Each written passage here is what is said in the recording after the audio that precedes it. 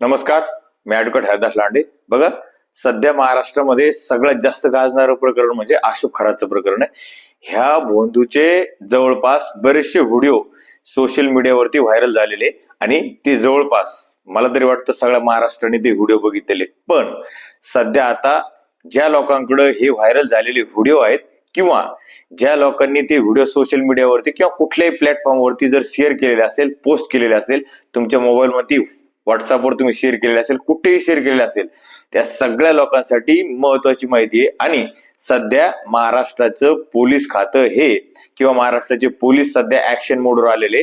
जेवढे काही video viral झालेले ह्या सगळ्या व्हिडिओची चौकशी आणि ज्या ज्या लोकांनी व्हिडिओ व्हायरल केलेले त्या सगळ्याची चौकशी सुरू झालेली आणि विशेष म्हणजे या लोकांवरती गुन्हे दाखल होत आहे. त्यामुळे तुमच्यापर्यंत हा व्हिडिओ पोहोचत आहे. आताच तुम्ही सतर्क व्हा. जर तुमच्याकडे जर अशा पद्धतीचा कुठलाही अशोक खरातचा कुठलाही व्हिडिओ असेल किंवा अशोक खरातचा व्हिडिओ तुमच्याकडे आला आणि तुम्ही तो सोशल मीडियावरती मग व्हॉट्सअपवरती शेअर केला, ग्रुपमध्ये शेअर केला असेल किंवा इन्स्टावरती शेअर केला असेल किंवा फेसबुकवरती पोस्ट केला असेल, त्या सगळ्या लोकांनी सतर्क व्हायचंय आणि तात्काळ पहिलं जाऊन तो व्हिडिओ तुमच्या नावाखाली पोस्ट झालेला व्हिडिओ डिलीट करायचा आहे. कारण की आता महाराष्ट्र पोलिसांनी या संदर्भामध्ये गुन्हे दाखल करण्यास सुरुवात केलेली आहे आणि याचा पहिला गुन्हा दाखल झालेला आहे. 3 जणांवरती याचा गुन्हा दाखल झालेला आहे. त्यांनी असले हे जे काही अशोक खरातचे अश्लील व्हिडिओ होते जशाच्या तसे कुठलेही त्याच्यामध्ये एडिटिंग वगैरे किंवा ब्लर न करता असेच्या असे हे व्हिडिओ व्हायरल केले होते त्यांच्या खात्यावरून. त्यांच्यावरती गुन्हा दाखल झालेला आहे आणि BNS ची कलम 294 त्याच्यानंतर 3 व 5 आणि IT कायदा जो काही IT चा ऍक्ट आहे त्या माहिती तंत्रज्ञान कायद्याखाली गुन्हा दाखल झालेला आहे. त्याच्यामुळं ही अपडेट तुमच्यापर्यंत पाठवणं गरजेचं आहे. कारण की बऱ्याचशा लोकांकडे हे व्हिडिओ आज रोजी उपलब्ध आहे आणि ते त्याची मजा म्हणून बऱ्याचशा सोशल मीडियावरती पोस्ट करत आहे. तर त्याच्यासाठी सांगतो की तुम्ही असा कुठलाही व्हिडिओ आतापर्यंत पोस्ट केलेला असेल तर तो पहिला डिलीट करा किंवा आणि तुमच्या मोबाईल मध्ये जर आज रोजी तो व्हिडिओ जर किंवा कुठलाही या संदर्भामध्ये अशोक खरातचा व्हिडिओ असेल तर तो तात्काळ डिलीट करा. कारण की सोशल मीडियावरती सगळ्या सोशल मीडियावरती पोलिसांची कडक नजर आहे. ज्या ज्या लोकांनी व्हिडिओ शेअर केले त्यांच्यावरती गुन्हे दाखल होण्यास सुरुवात झालेली आहे.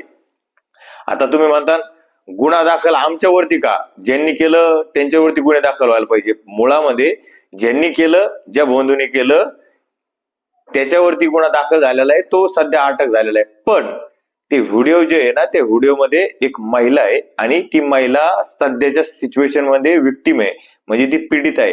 आणि आपल्या कायद्यानुसार कुठलीही महिला किंवा कुठलीही अशी पीडित असेल जिच्यावरती बलात्कार झाला आणि तिचं नाव आणि तिची ओळख उघड करता येत नाही, कायद्याने स्पष्ट पद्धतीने याच्यामध्ये प्रतिबंध घातलेले.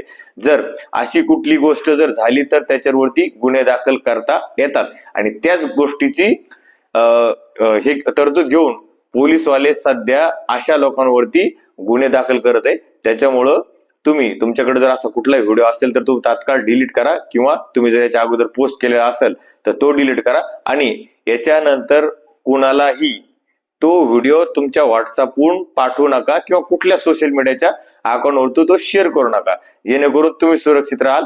तुमच्यावरती गुन्हा दाखल होऊ नये या दृष्टिकोनातून हा व्हिडिओ बनवतो. कारण की सध्या महाराष्ट्रामध्ये बऱ्याचशा लोकांकडे ते व्हायरल झालेले व्हिडिओ त्यांच्या मोबाईल मध्ये आहेत.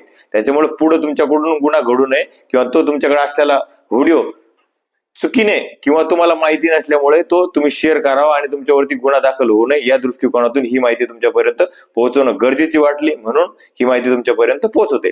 तर बघा, तर तुम्ही जर हा व्हिडिओ जर फेसबुकला बघत असाल, अजूनही फेसबुकला जर तुम्ही फॉलो केलं नसेल तर फेसबुकला फॉलो करा आणि जर तुम्ही जर हा व्हिडिओ जर युट्यूबला बघत असेल तर युट्यूबला सबस्क्राईब करा. कारण की असेच नवीन नवीन माहितीचे व्हिडिओ आणि नवनवीन कायदेशीर माहितीचे आणि विशेष करून शेतकऱ्यांच्या संदर्भामध्ये आपण जे काही नवीन नवीन गोष्टी येतात, जे काही नवीन कायदे येतात, सगळ्या कायदेशीर गोष्टीची माहितीचे व्हिडिओ आपण या फेसबुक आणि युट्यूबच्या माध्यमातून देत असतो. धन्यवाद.